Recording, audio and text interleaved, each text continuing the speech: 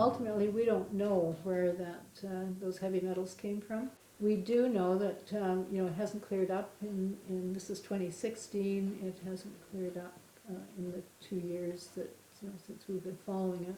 Yeah, and it's now that mud or sand that was being carried out, and so it has now filled the creek beds with this sand that it moved out of the slide, and then that material is now moved into the Peace River, and you can follow the plume of it downstream from the mouth of that creek, and it's visible quite a long ways, a number of kilometers downstream of the mouth of the creek. So. And there's now no fish and no invertebrates in those creeks. The province sent fisheries and invertebrate biologists up there to check that last November. So there's no life in the creek, and also downstream of the mouth of the creek, where there was always little fish jumping in the past and fish could be caught. There's none on that north side where the plume comes out of Lynx Creek. So how long that's going to go on, I don't know. And if it, whether it will clear up, who knows. I guess the life of a small community is trying to guess what the international corporations are going to do, and then try and bring along the local businesses so that we have some stability. Because when you're a small community existing amidst these huge natural resources, what we tend to find is that the decisions then, of course, are made somewhere else. So we're always waiting for a decision from Malaysia as far as natural gas is concerned, because Petronas owns a major amount of the subsurface rights in and around here. Or for coal, it's usually a Chinese company. For wind has been developed more, will be North America based for the most part, but right now, because of the way the electricity industry has been developed by the province, the wind and the solar industries have moved out of the province.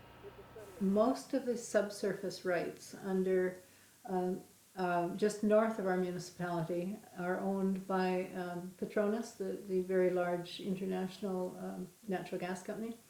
And they also have huge subsurface rights further north.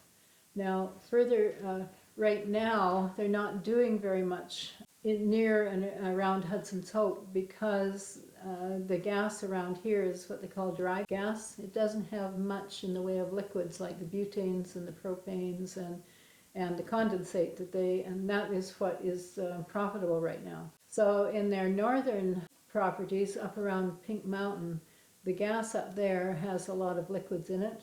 So what they're doing is they're not doing much with the gas around here. They're mainly developing the gas around the Pink Mountain area, because that's what they can make a greater profit from. If the LNG development goes ahead, then we would see more development of the natural gas around here, and then it would go into the pipeline that would be built over to Prince Rupert, to Lulu Island. So what will happen with that, we don't know. So that's another situation. We're just waiting for a decision from somewhere else to see what's going to happen. So there was a trackway, a dinosaur trackway, that was found actually by two forestry people that were out looking at a cut block for forestry, and they came across this trackway, and one of them recognized that that's what it was. It was dinosaur tracks, but it wasn't something that he sort of paid much attention to, other than to sort of note that it was there.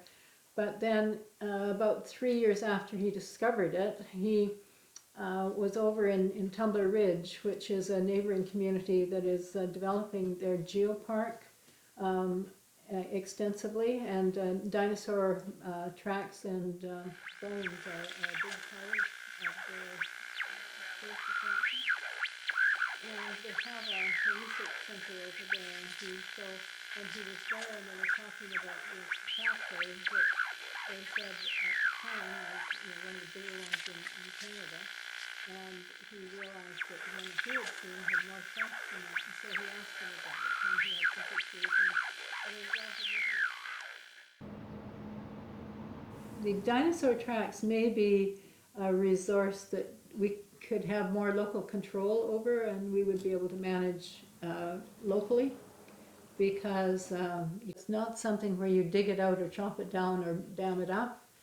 They're going to stay there. If they've been there a million years, then hopefully they'll stay there for another million years. And they may be something where people would come here to see those rather than to come to take them away. So that's one of the attractions of seeing that developed, because it would be something that would be sustainable for Hudson's Hope as opposed to the boom-bust cycles that we tend to go through.